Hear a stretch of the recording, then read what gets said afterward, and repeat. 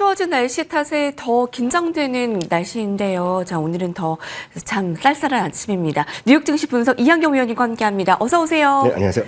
일단 뉴욕 증시 3대 지수도 모두 하락했고요. 비트코인의 급락까지 좀 짚어주실까요? 네, 전체적으로 이제 비트코인이 한때 12만 달러까지 넘어갔던 모습인데요. 전체적인 분위기상 최근 들어서 비트코인 같은 경우에 연초 대비 가격 그 이하까지 가면서 상당히 지금 크립토, 즉 가상화폐 관련된 것들이 다 떨어지고 있고요. 그와 관련해서 예를 들어서 코인베이스나 이런 것들 주변 관련 주식까지 전체적인 하락세가 이어지는 그런 모습이라고 일단 이해하시면 좋겠습니다. 그건 그렇고요. 3대 지수가 모두 오늘 다시 한번 일제히 하락하는 모습을 보여주고 있습니다.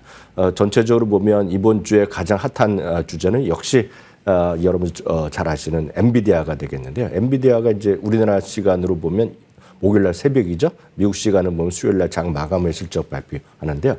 그에 따른 어떤 경계성 매물이 전체적으로 출회되고 있다라고 보셔야 되겠고요. 거기서 이제 또 하나가 나오는 것이 피터틸이죠. 피터틸하면 여러분들 잘 아시는 미국에서 가장 큰 손이라고 불리는 소위 벤처 캐피탈계의 대부라고 알려지고 있죠. 여러분들 좋아하시는 팔란티웰의 초기 투자자이기도 하고요. 또 많은 분들을 아시는 페이팔 이런 것들, 소위 많은 분들 들어보셨을 것 같은데요. 페이팔 마피아라는 것들 사람들이 있습니다. 그래서 정말 숨은 거대한 자본으로 생태계를 이루는 실리콘밸리 최고의 거기 돈을 많은 사람들이죠. 역시 거기에 이제 한 명이 여러분들 좋아하시는 일론 머스크도 여기에 포함되어 있는데요. 지난 3분기에 이 사람 이름을 딴 헤지펀드에서 전략 매도한 소식이 알려지면서 또 주가가 좀 빠졌다라고 보셔야 되겠습니다. 다만 전체적인 실적 발표를 앞두고 있고 월가에서는 지난 주말에도 어제도 어느 정도 예상됐는데요. 일요일날 월요일날에서 또 3명이나 또 목표 주가를 올린 그런 모습이 되겠습니다. 참고적으로 말씀드리면 현재 월가에서는 80여 명이 엔비디아에 대한 투자 의견을 제시하고 있는데요. 정확히 말씀드리면 76명이 매수 및 강력 매수, 3명이 중립, 그리고 단 1명만이 매도 의견을 갖고 있다는 걸 참고하시면 좋겠고요. 매도 의견 1명 있는 사람은 이제 목표 주가가 100달러입니다. 100달러. 그러니까 현재 가격 대비 절반 가까이 떨어진다는 것인데요. 여튼 그런 의견도 있는 것이 다양성을 갖고 있는 것이 전체적인 미국의 애널리스트 업계라고 보셔야 되겠고요. 여튼 오늘도 기술주가 제일 많이 떨어진 걸 포함해서요. 11개 섹터에서 10개 섹터가 내렸고요. 상대적으로 유일하게 오늘 좀 반등을 했다, 좀 살아있던 것은 유틸리티, 네. 그만큼 안정성을 중시하는 그런 것들만이 오늘 주가가 좀 버텼고요. 나머지는 오늘 전체적으로 다 떨어졌고요.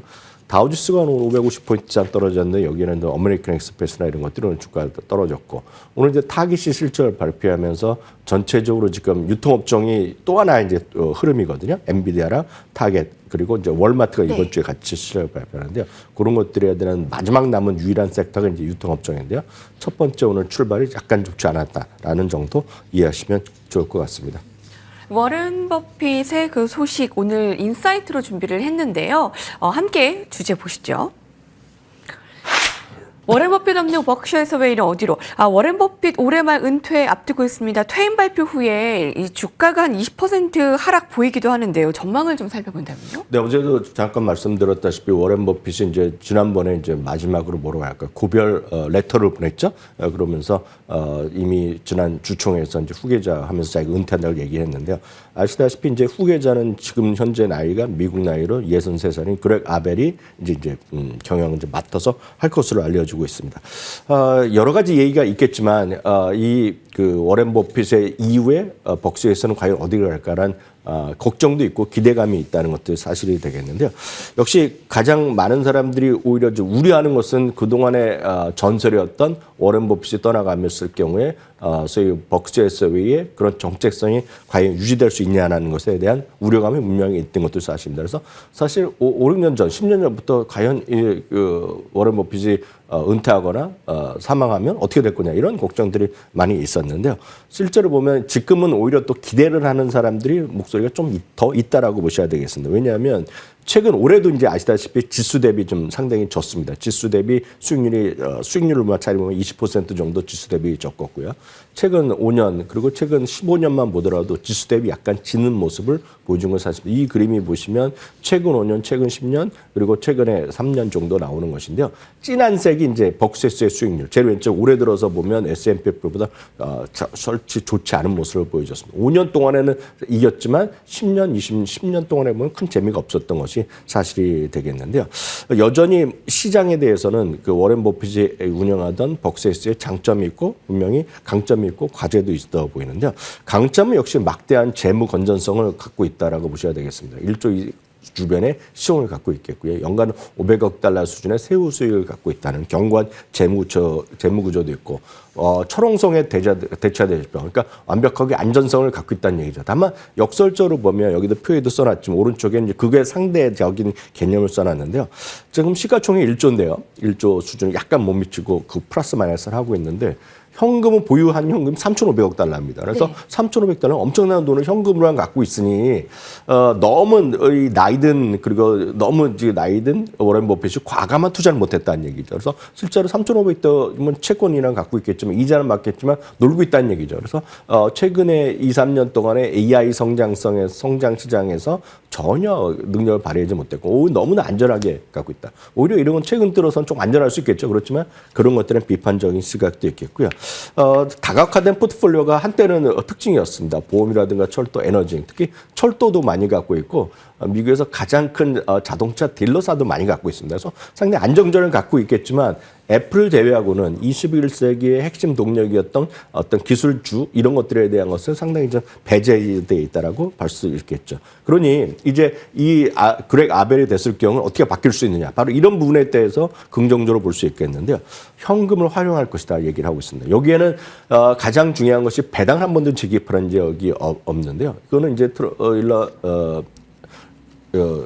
여러 번 얘기했던 것이 내가 운영을 하는 것이 여러분들한테 현금을 나눠주는 것보다 훨씬 더 수익성을 줄 수도 있다고 얘기했는데 시대가 변했고 그럼 앞으로도 그렇게 먹거리로 계속된 성장성을 찾기가 쉽지 않을 경우에는 지금은 배당금을 지급해야 되는 것이 아니야라는 얘기야. 그래서 아마 멀지 않아서 그렉 아벨이 CEO가 되고 그러면 조만간 배당을 지급하지 않을까라는 기대감이 분명히 있다라고 보셔야 되겠고요. 자사주 매입은 2024년 5월에 이후에 적극적으로 배당을 또 하지 않아 자사주 매입을 안 했는데요. 주당 가치 상승을 노리기 위해서 그리고 현금을 활용도를 높이기 위해서 적극적인 자사주 매입도 또 재개되지 않을까라는 기대감을 갖고 있습니다.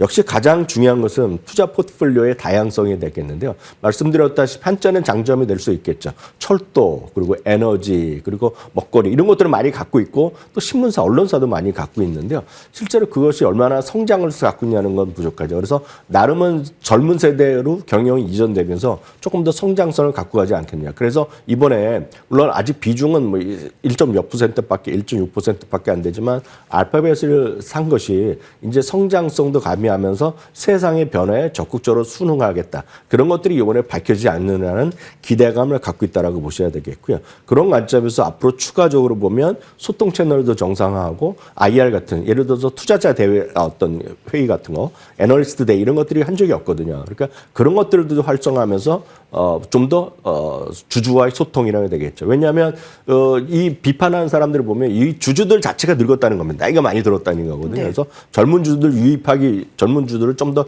유입하게 시키기 위해서는 좀 더 회사도 젊어지고 회사의 운영이나 운영 철학이나 운영 성향도 좀 바뀌어야 된다라는 점에서 시대가 바뀜에 따라서 벅스에서도 좀 긍정적으로 바뀌지 않을까라는 기대감을 갖고 있다라고 보셔야 되겠습니다. 다만 이 모든 것들은 논란에 있는 것이 나겠고 다만 은퇴 이후에 정말 사망 언젠가 돌아가셨을 이후에 어떤 흐름을 보일지 모르겠지만 시장에 어떤 차세대 인물의 등장과 경영에 전면했을 때 보면은 기본적으로 지금 월가에서는 기대감이 조금 더 높다라는 것이 정설이다라고 이해하시면 좋을 것 같습니다.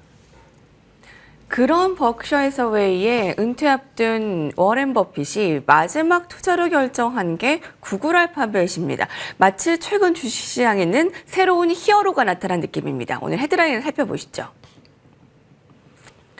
네, 알파벳 새로운 히어로. 정말 더 오를 수 있을까요? 사실 기술주 투자에 신중하기로 유명한 버크셔가 사상 최고 수준의 주가를 보이고 있는 알파벳에 투자를 했다. 나도 같이 좀 투자를 해보자. 어떻게 보시나요? 네, 오늘 한 3% 정도 상승을 했습니다. 그러면서 물론 사상 최고가 약간 못 미쳤습니다. 지난주 워낙 전체적인 시장이 가라앉으면서요. 그렇지만 오늘 알파벳의 이 상승을 통해서 커뮤니케이션 서비스도 상대적으로 좀 강한 흐름을 보여주었습니다. 물론 커뮤니케이션 서비스 한쪽에서는 알파벳이 있고 한쪽에서는 메타가 있는데 오늘 연초만 하더라도 메타가 끌고 가고 알파벳이 부진했었는데 지금은 상대적으로 반전돼 있죠.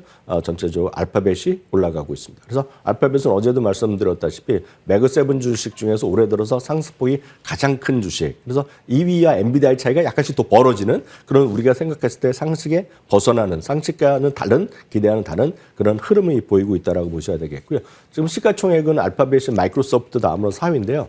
3위와 4위의 차이가 결코 벌어지지 않았습니다. 5, 6%밖에 차이가 안 났기 때문에 지금의 추세를 보면 언제라도 알파벳이 3위로 치고 올라갈 수 있다라고 보셔야 되겠습니다.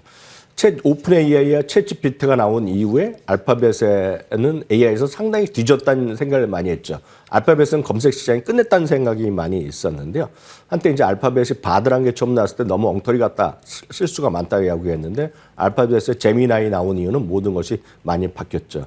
실제로 보면 이미지라든가요, 동영상 생성 프로그램에서 압도적인 1위까지 지금 점유율을 올려가고 있는 것이 알파벳의 흐름이 되겠습니다. 그래서 기본적으로 연초 대비 알파벳에 대한 월가의 시간 상당히 긍정적으로 바뀌어 있고 이번 분기 실적 발표에서도 웬만한 주요 사업 분야에서 모두 두 자릿수의 성장을 했다라고 보셔야 되겠습니다. 차기 핵심 촉매제에 대한 기대감이 나는 것이 제미나이 3.0의 출시가 임박했다는 시각을 많이 하고 있겠고요. 예를 들어서 폴리마켓 같은 경우에는 금년 11월 22일까지, 그러니까 다음 주나 해서 다음 주 늦어도 11월 말 전에 제미나이 3.0의 발표가 있을 것이라는 얘기가 지금 월가에서 상당히 기대감이 높아지고 있다라고 보셔야 되겠고요. 그런 관점에서 모건 스탠리나 미주어가 모두 최근 들어서 레포트를 업데이트하면서 상당히 기대감을 높여내 있겠고요. AI 추론 시장이라든가 에이전트 커머스 시장에서 상당한 주도력을 발휘할 수 있는 것이 알파벳의 현재 포지셔닝이 되겠다라고 얘기하고 있겠고요.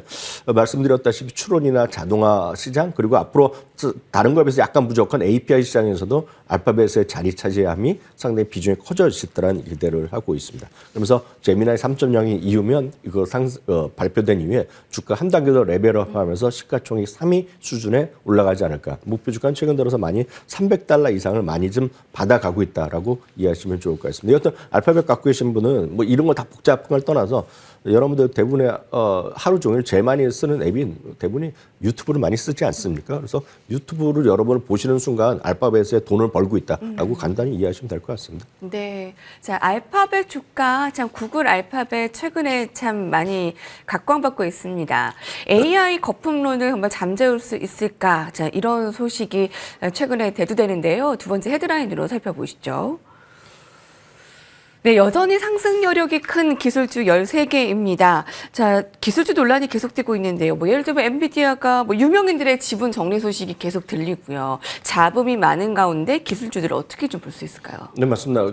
앞서 말씀드렸다시피 엔비디아의 실적 발표를 앞두고 뭔가 좀 경계 매물이나 걱정하는 목소리 분명히 있죠. 그래서 이번에 참고적으로 말씀드리면 엔비디아의 지금 옵션 가격이 있지 않습니까? 올라가겠다는 콜 옵션 가격, 팔겠다는 풋 옵션 가격의 거래량이라든가요. 그런 분포를 보면 사람들이 그거 갖고 역으로 확률을 계산할 수 있습니다. 마치 여러분들이 저희 자주 보여드리는 CME의 페드워치 툴도 딱 그런 거로 옵션 가격으로 인해서 확률을 계산하는 건데요.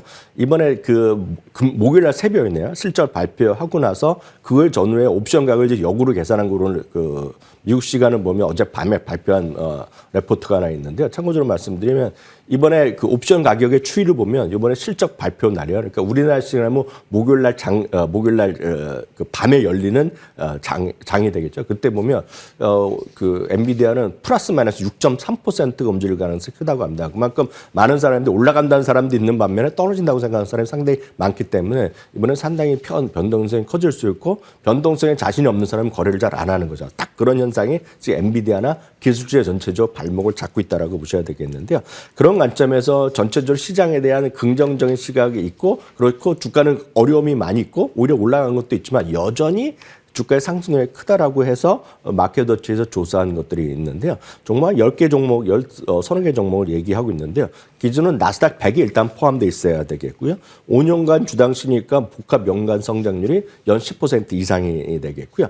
현재 선행 PR이 5년 평균 PR보다도 상당히 낮은, 평균보다 낮으니까 최근 5년 대비 주가가 현저히 주가 밸류에이션이 낮은 것들을 뽑았더니 이 화면에 나오는 13개 종목이 되겠고요. 특히 이 중에서도 주목해야 될 것은 향후 2년 동안 그 성장률이, 그러니까 CAGR이라고 하는데 2년간 성장률이 기대보다 훨씬 높은 것들이 보면 엔비디아나 AMD 그리고 마이크론 테크놀로지죠. 특히 오늘 같은 경우 마이크론 테크놀로지 다시 한번 사상 최고가 돌파 시도하고 있는데요.